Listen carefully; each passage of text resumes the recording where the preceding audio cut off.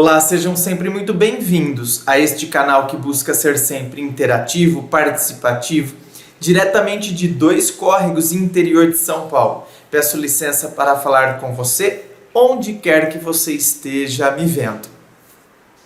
Eu tenho aqui um e-mail, relato de uma pessoa de 40 anos, de Minas Gerais, pediu para não revelar o nome. Ele é um cara bem-sucedido, estudado, empresário, bonito, atraente. Uau, nossa, quantos atributos, né? Olha, estudado, empresário, bonito, atraente.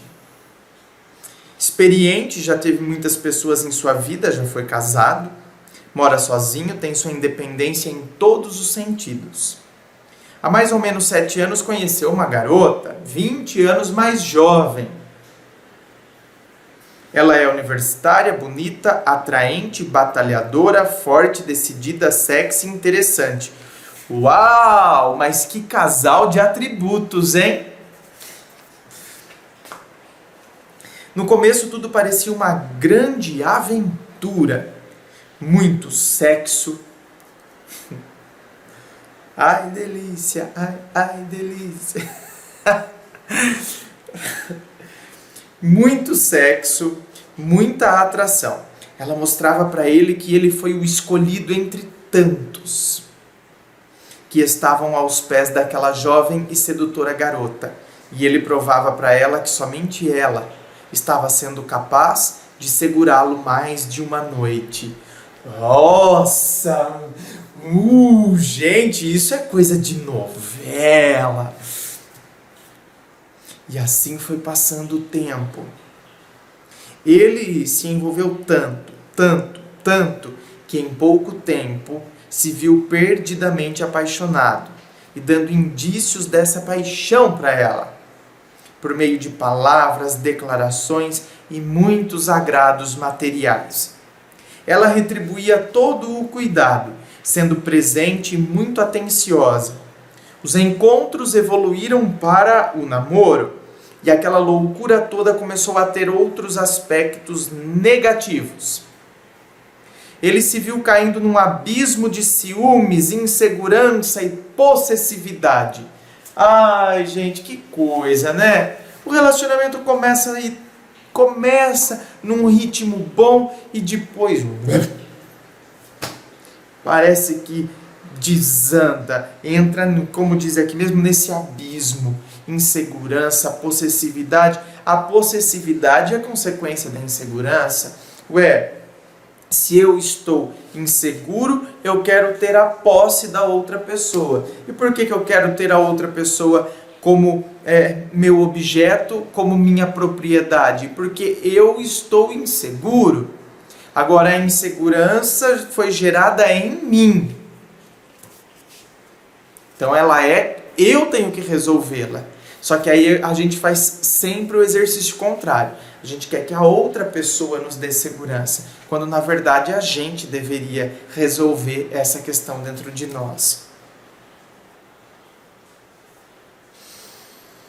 Mas o problema maior foi, ele nunca foi assim, pelo contrário, sempre foi a parte ativa e dominante de todos os seus relacionamentos.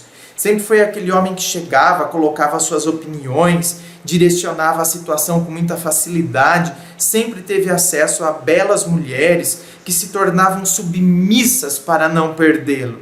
De repente chega essa garota tão jovem, já mandando assim na situação. Engraçado, aquilo parecia assustar e ao mesmo tempo excitar.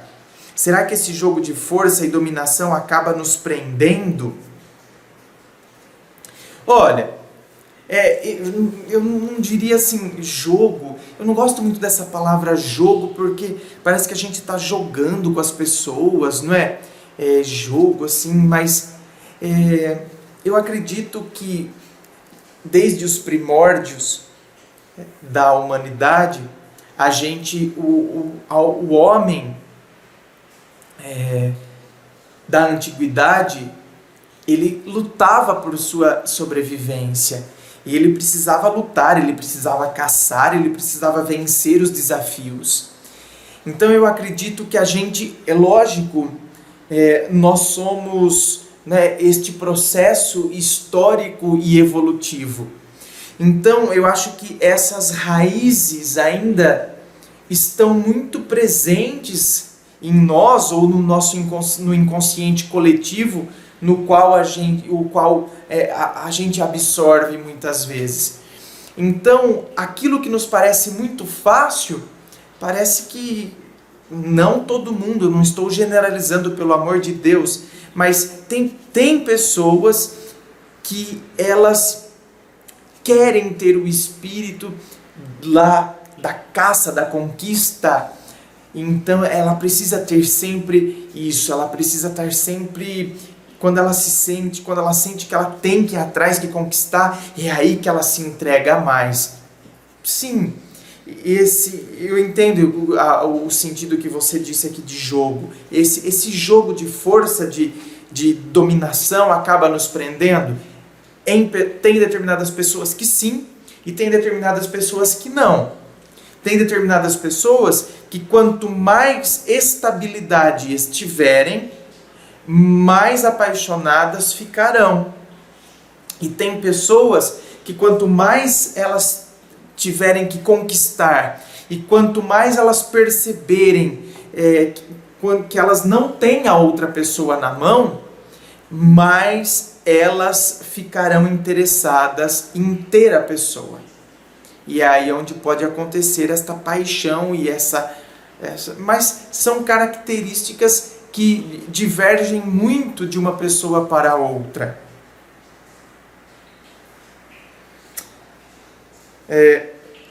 Ela fazia questão de deixá-lo inseguro.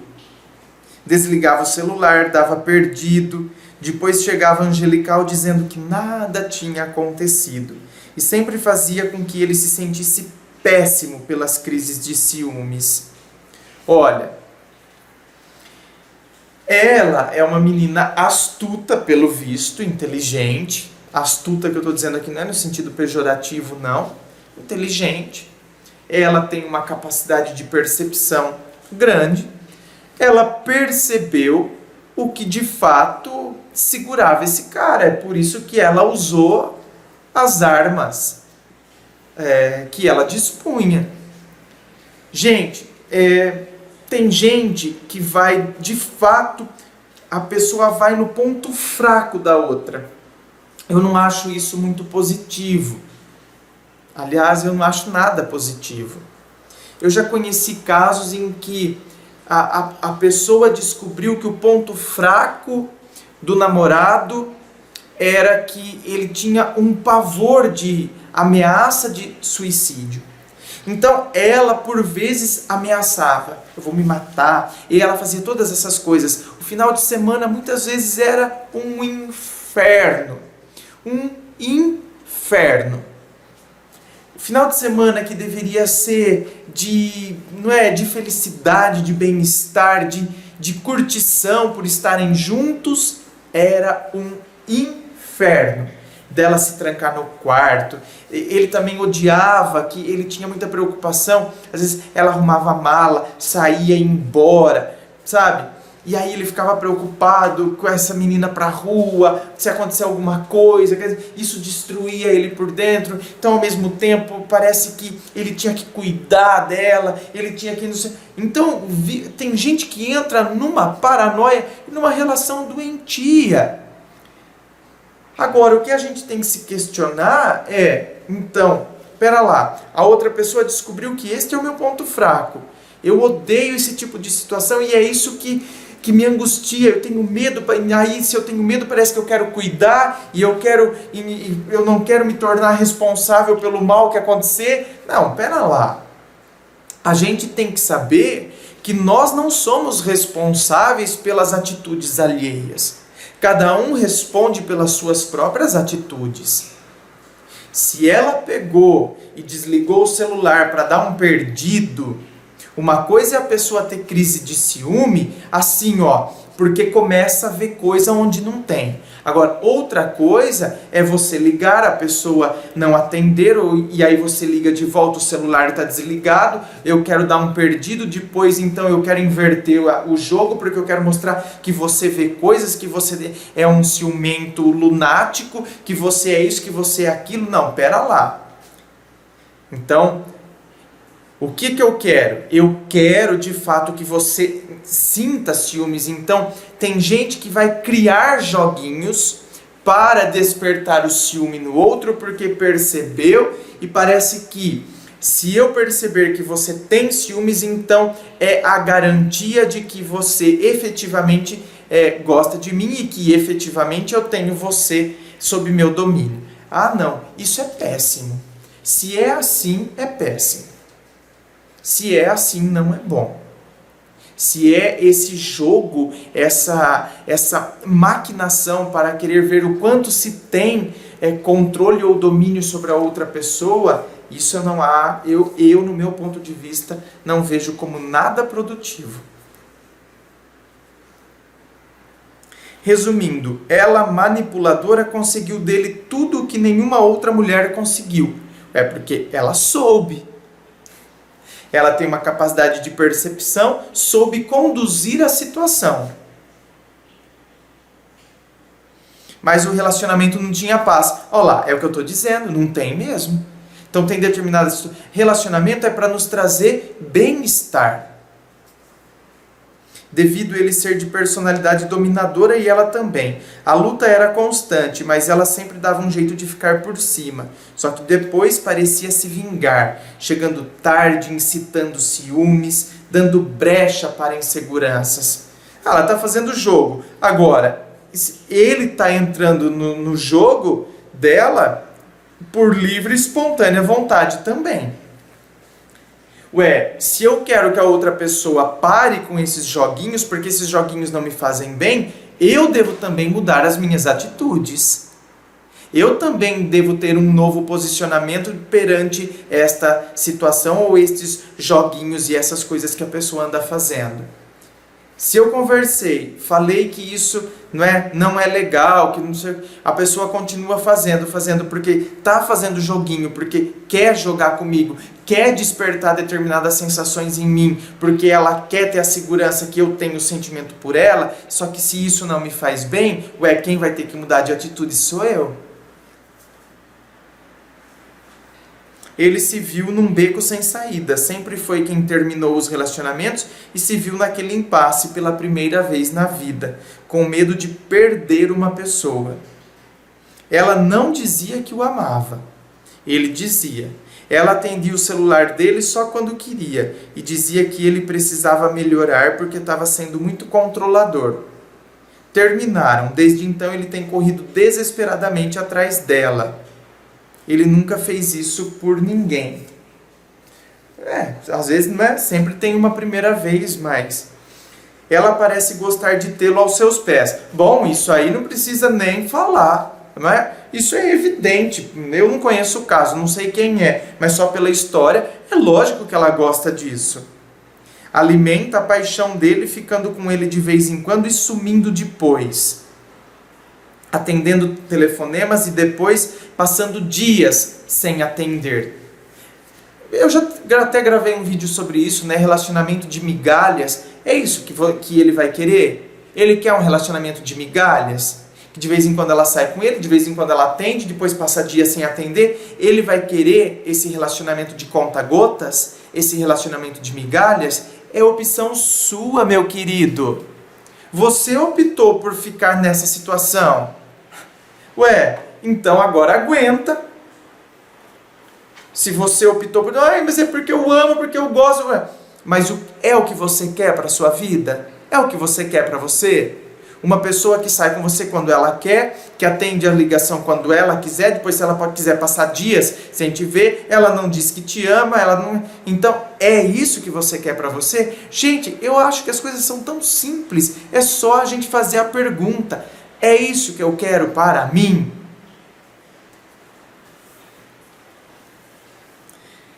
fazendo viagens incríveis com ele, mas deixa claro, nós somos livres para ter outros relacionamentos. Bom, então tá explicado. Ela não quer ter um relacionamento sério com você. Ela quer desfrutar do que você oferece para ela. Mas ela não quer ter uma relação séria com você. Ela tá falando. Qual parte disso você não está entendendo? Não se apegue demais a mim. Eu gosto de estar com você, mas eu gosto muito mais da minha liberdade. Eu gosto das coisas que você me fornece, das viagens, dos passeios. Ele fica enlouquecido porque era justamente isso que ele costumava fazer com todas as lindas mulheres que conhecia e que teve casos por toda a vida. Que estranho, que poder é esse da bruxaria que vira contra o bruxo? Que poder que tem isso de provar do próprio veneno? Ele se sente mal e esgotado emocionalmente por viver um relacionamento maluco desses, onde ambas as partes parecem guerrear com seus egos gigantes o tempo todo. Quando ele se afasta, ela o procura. Nunca tem fim essa lenga-lenga. O que fazer, André? Já falei. Tinha que existir aquelas máquinas que limpam a mente e as lembranças das pessoas, como daquele filme, Brilho Eterno de uma Mente Sem Lembranças. Seria a pior coisa que alguém poderia fazer. Apagar a própria história, apagar o passado. O passado é fundamental para que a gente não reincida nos erros, para que a gente não cometa os mesmos erros novamente. A gente precisa dos critérios do passado. Ou será que essas pessoas podem sim um dia aprender a dosarem suas emoções e viverem felizes? Claro que sim! É óbvio que a gente pode dosar as emoções. Aristóteles já falava. Aristóteles falou que tem os vícios por deficiência, vícios por excesso, mas existem as virtudes. A virtude é aquela que está no meio. Entre a deficiência, entre o excesso, eu tenho a virtude. São situações que nos levam à felicidade. Ou seja, o meio, a virtude, nos leva à felicidade. O equilíbrio, ou na expressão em latim, virtus in medio. A virtude está no meio. É a expressão em latim da filosofia aristotélica. Será que o amor é que segura, ou será que a paranoia também segura duas pessoas? Ai, minha querida, que pergunta! É claro que é o amor que segura. A paranoia, ela só mantém, sabe o quê? A relação infeliz. Isso sim. Paranoia, eu nunca vi paranoia fazer uma relação ser duradoura. A paranoia, ela pode ser duradoura porque a pessoa acredita que tem que passar por isso para expiar algumas culpas. Agora me veio um negócio aqui, hein? Tendo em vista que ele fez tanto isso no passado, agora ele encontrou uma pessoa que está fazendo com ele tudo o que ele fez. Então, será que no inconsciente ali não tem um desejo de permanecer nessa situação? Porque ele acredita que ele está pagando por tudo que ele fez? Então, ele precisa, é a forma inconsciente de pedir desculpas àquelas pessoas que conscientemente ele não pediu?